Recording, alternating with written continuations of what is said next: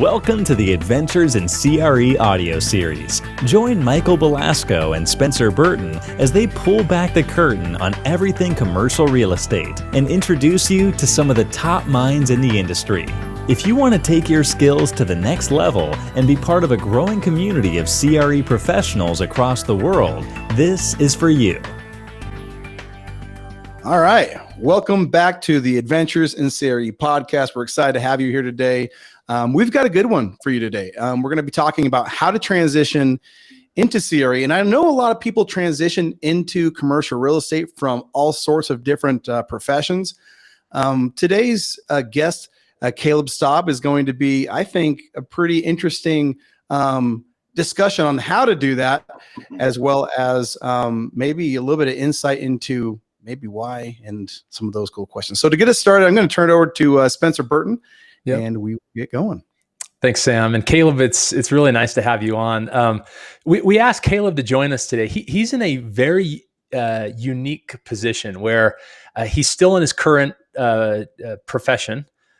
He's in the military and special forces. I think has roughly a year left to complete his service, and then will be transitioning into real estate. And during that time, and I'm stepping a little bit on your message, Caleb, but over the past few years, he's completed a master's in real estate at Georgetown University. He is a graduate of our Accelerator Real Estate Financial Modeling Training Program, but he's very much in this transition phase. And oftentimes we speak with individuals who have already gone through it, but it's I think equally valuable to speak with individuals who are in the midst of it. And part of it can be Michael, Sam, and I offering advice and thoughts on where you are, Caleb, currently. Learn from you and what you're discovering, some of the challenges that you're getting, so that ultimately those who are listening and are in this process of transitioning into real estate might get something of value out. So maybe to start, Caleb, why don't you share with the audience, just a couple seconds, who you are, what you're doing, and maybe they're even the reason why you're transitioning into real estate. Sure. I can give it a little bit of background. Before I was in the military, I went to Milwaukee School of Engineering and actually got 2 degrees in architectural engineering and construction management. So I've always had, I was always into the built environment, if you will, or learning about it, whether it's from the engineering perspective or the construction perspective. And I actually pursued a role in construction project management for about 2 or 3 years. And then right before I was about to graduate, I decided, I always had the feeling in the back of my head that I wanted to join the military, but with going to college, that just kind of delayed it. And then once I kind of got closer to that graduation point, I made the decision to join the military. And that's where I've been for about 6 years. And it'll be about 8 years when I get out. But the reason why I made that decision to transition, it was kind of a 2-part decision. When I met my wife while in the military, and obviously military life isn't conducive to a great family life. You're gone a lot, and it's just hard on the family. So it was, I can't do this for the rest of my life, and it's important for them.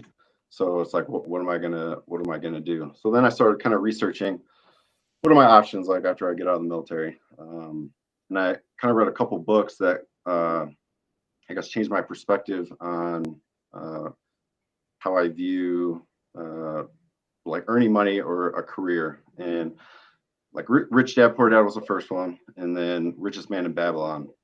And that kind of changed my perspective on like investing your money and having your money work for you. So I didn't know much about the real estate business side or that aspect. So I made the decision to get my master's degree so I could learn as much as I could about that specifically, and then moved down to the accelerated course. You know what's funny? Oh, I'm sorry. Go ahead, Sam. Not to interrupt you real quick. What's funny about that is those were the exact 2 books that I read, the first 2 books that I read at the very beginning of my career too. When my wife and I first got married, I married into a family, and at the reception, I was like, what do they call that? At the reception, my new cousin-in-law gave me this book, Rich Dad Poor Dad, and I never heard. I'm like, what is this? I got that book, and then I don't remember. I want to say actually, I don't remember where I heard about The Richest Man in Babylon. But what's really cool about that book is I try and read it like once a year, because first of all, did you read it or listen to it? I read it. If you ever want, it's fun. The guy who reads it, like the actual narrator, he's got a really interesting voice, just the way he reads it. And it's fun. My kids love to listen to that book.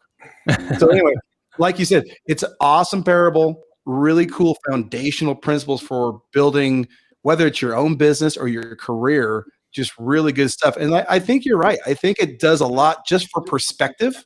You know, maybe when you started your career is more focused on, hey, I'm going to do the military thing. But then just like you, it opened my mind up to possibilities. You know, what else could I do? Like what other cool things? So that's really interesting that you pinpointed those two exact books. Yeah. And that's interesting as you were looking at a clear transition that was coming in your life. And in your case, it's a forced transition, right? You're coming to the end of your military service. For many, it's a forced transition. Maybe they're coming from other industries, they're in marketing or whatever. The forced transition is they hate what they do. They realize they're in the wrong place. And I'm not saying you clearly enjoy what you do, and it's a great service to our country. But for many people, they're transitioning because they just don't want to do it anymore. And many start by reading books that plant seeds. What was it about those books that planted the seed? And I guess the seed had already been planted from grad school, but what was it about those books that really kind of orientated you towards real estate? Well, to take a step back, when I was making the decision to transition out of the military, the why was because of the family. But then I started thinking, how am I going to make this work? Like, what am I going to do to provide for my family? So that's when I started like researching and reading as much as I could, different business books, and that's where I landed on those two specifically. And I guess why that resonated with me specifically is just it changed my perspective on how to make money. It's you're not, like, for me, it was always like you're exchanging your time for a paycheck. And then when I read those books, it's more taking that money and making it work for you, so you're not just giving that time. Because at the end of the day, my time is what's most important with my family. So how could I maximize that time is what basically that resonated with me, and what those books kind of help change that perspective. So what's interesting is that, you know, a lot of people will read those books, and, you know, if you're wanting to get into real estate, it could be residential, it could be commercial. A lot of people end up going out and trying to buy a duplex or just trying to dive into it. And then there are others who say, okay, I'm looking at a much bigger picture here, and I'm going to plot a course out. And so I actually know that there's a lot I don't know, and I'm going to take some steps in order to prepare. And it seems like you went down that path, like watching what you've done. Obviously, you went and you decided, okay, I'm getting the message, but that's not enough. I'm not just going to go out and try to find cash and buy a duplex. I actually want to master this subject. I'm going to go get my master's degree. I'm going to take the accelerator. I'm going to do all these things that help prepare me. What in your mind, like after you read those books, why choose to go back for more education rather than just dive in at that time? What was your thought process there? Well, I had the resources to, I guess, expand my education. So it was easy to make that decision. But then at the same time, it was, I just didn't want to dive in. I'm much more of a planner. I like to figure things out, and then kind of set a course. And like you said, make a plan before just jumping into something. That's kind of how I operate. And so it made sense for me to learn about this industry as much as possible before I just jumped in. Yeah. So go ahead, Michael.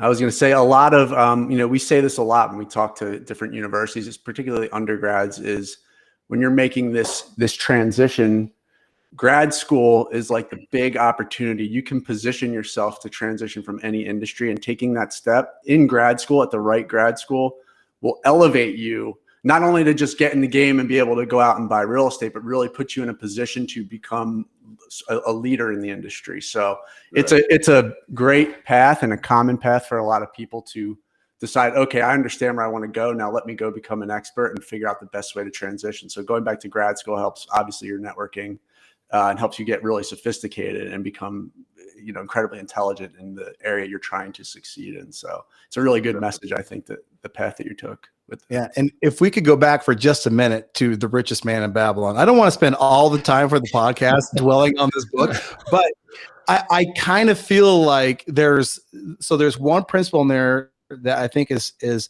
invest with those who know, right? Mhm. And I think it's invest in areas where you have expertise, or invest with those you know. That's one of the principles. Okay. And it also says invest your accumulated capital into gaining the compounding of interest. Mhm. Okay. Which, if you take those two principles in and of themselves, a career in commercial real estate that's the foundation of the house that you're building, are those two things. Is learning how to become the expert, okay, and then learning how to invest capital that gains interest, that compounds. So I just think it's funny because I think it's very natural. These are principles that you learned, and it's like, where's the most natural fit? Commercial real estate, I think, is right there. I love that. I had a call this morning. Michael and I do these fairly often, where kind of young professionals or professionals such as Caleb that are transitioning into the industry, trying to break in and have calls. And this particular individual is already in the industry, but trying to move from brokerage into private equity. And part of that conversation, I always ask, hey, where do you want to be 10, 15 years from now? I will tell you almost universally, years and years of these conversations, hundreds of these conversations, almost universally, there's an entrepreneurial interest long-term for individuals to get into commercial real estate. And what I've found is, whether you're an employee working for a real estate firm or you're out on your own, you're essentially doing the same thing.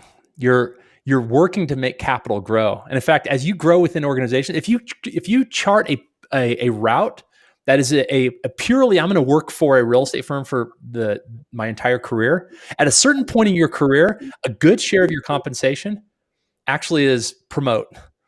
And promote is essentially ownership.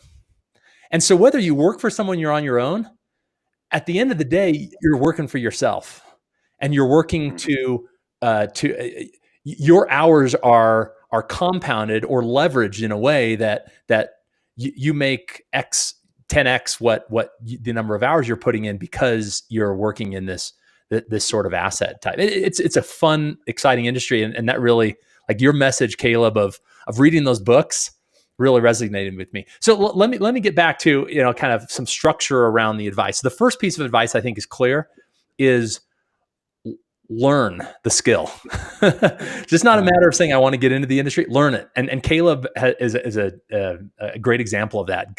Going to a phenomenal grad school and learning real estate, taking other courses such as the accelerator.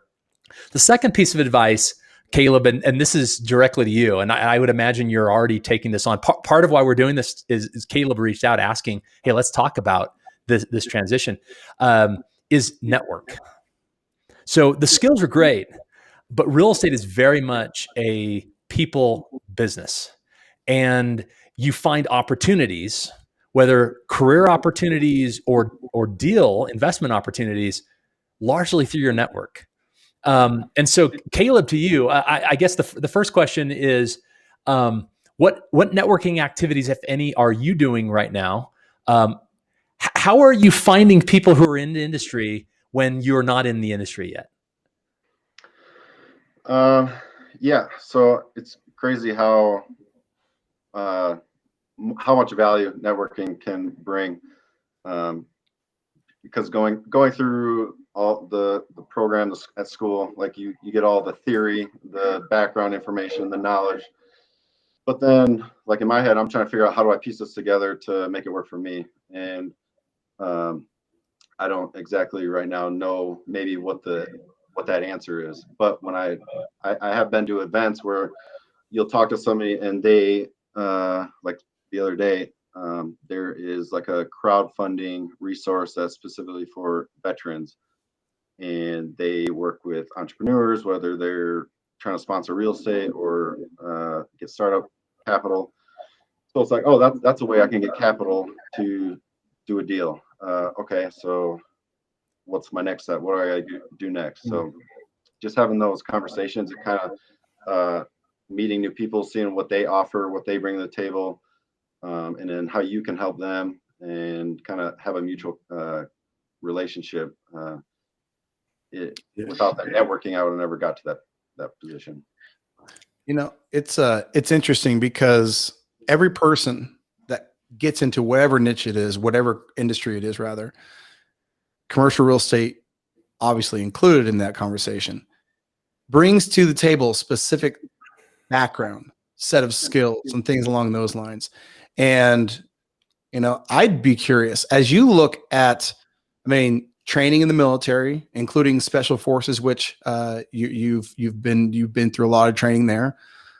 What are the skills that, I mean, I can think of a couple, but I'm wondering from your perspective, what are some of those skills that you feel you're going to say, hey, I'm going to take what I've learned through my career in the military and apply those to this industry in commercial real estate? Are there some that kind of leap to the forefront of your mind?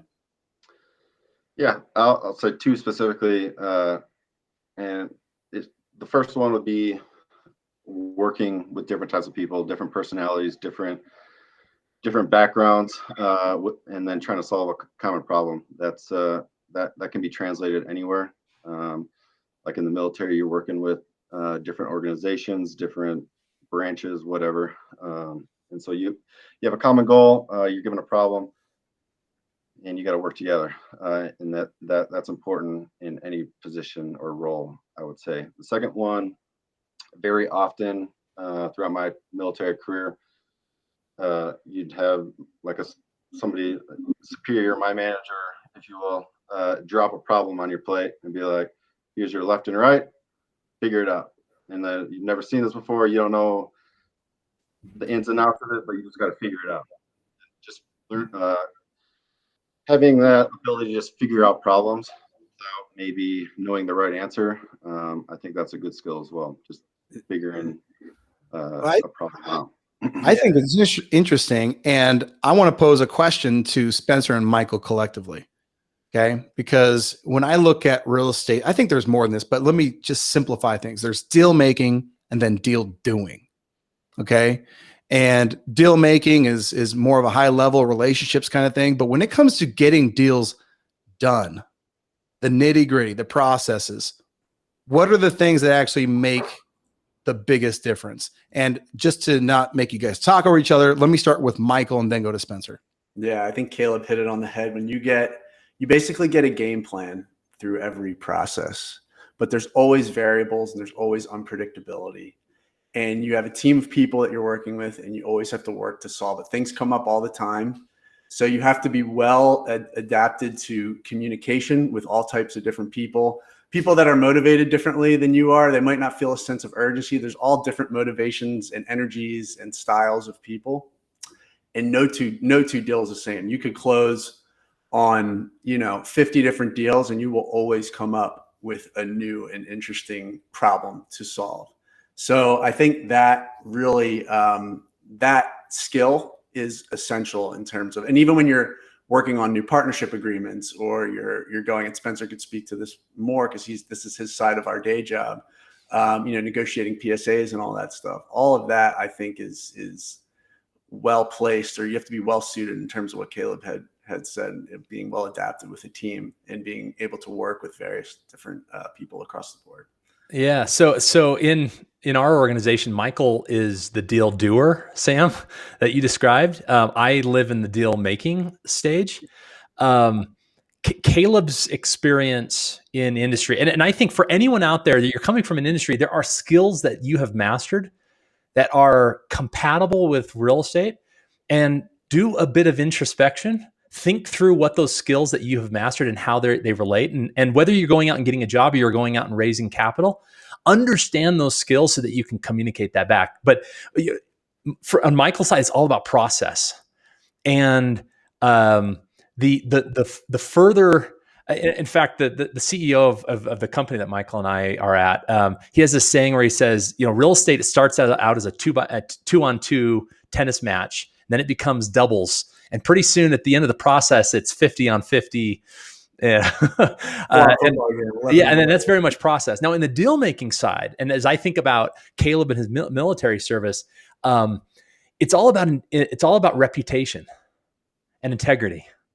Warren Buffett has his famous quote: "It takes 20 years to build a reputation, 5 minutes to ruin it."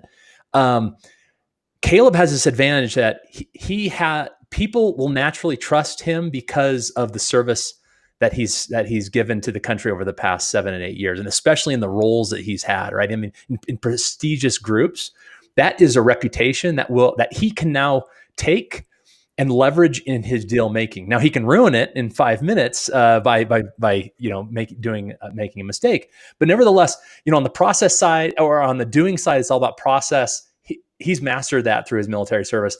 Likewise, on the deal making side, it's all about reputation and integrity. And he can, at least early on, until he builds his own reputation, rely on the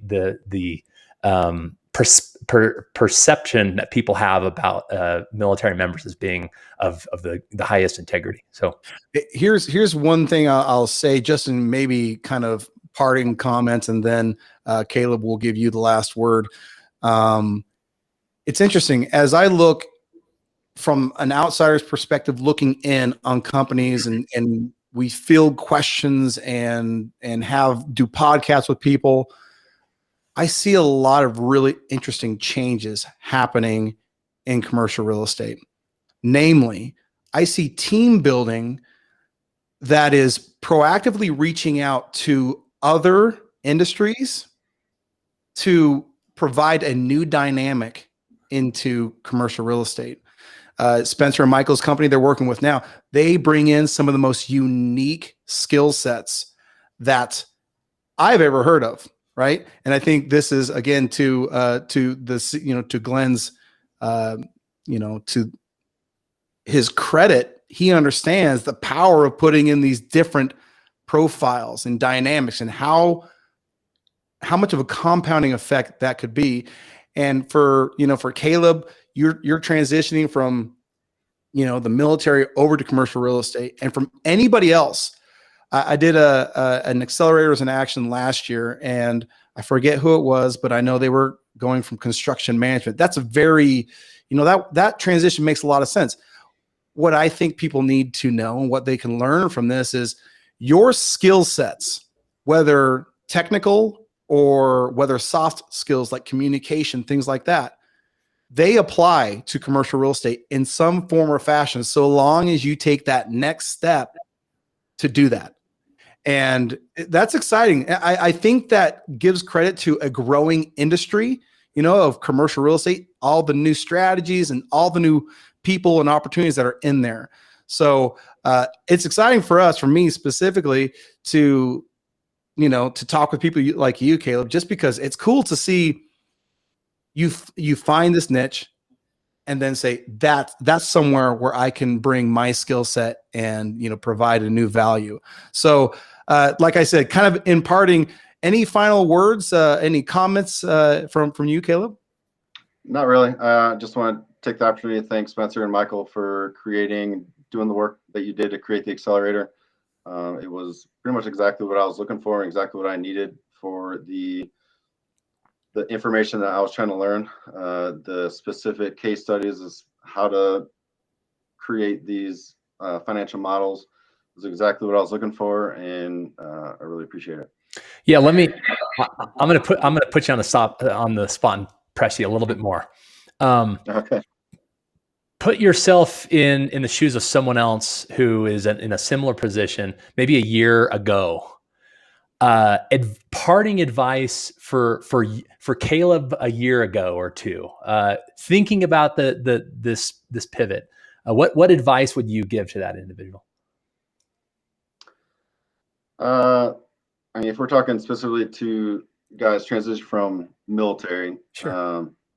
I would say just start planning farther ahead, or just start your planning process early. Because I think a lot of guys who are in the military, they just don't want to, or they're lazy about planning what their career will look like after you get out of the military, just because we've had this steady job, so it's hard to think about what comes next. So I would just advise to think ahead, and that's kind of I guess hopefully I can be an example of is planning ahead of time can be a great benefit. Great. Awesome. Well, cool. Caleb, thanks for being here. We've had a lot of good conversations, a lot of fun. And to the listeners, thanks for coming, and we'll see you on the next episode. Thanks for tuning into this episode of the Adventures in CRE Audio Series. For show notes and additional resources, head over to www.adventuresincre.com/audio series. Would you like to learn real estate financial modeling in a matter of weeks and do it with zero guesswork? If so, the A.CRE Accelerator is for you. The Accelerator is a step-by-step, case-based program designed to teach you exactly what you need to know and in the order you need to know it, so you can gain both the knowledge and experience to take your career to the next level. To see if the Accelerator is right for you, go to www.adventuresincre.com/accelerator.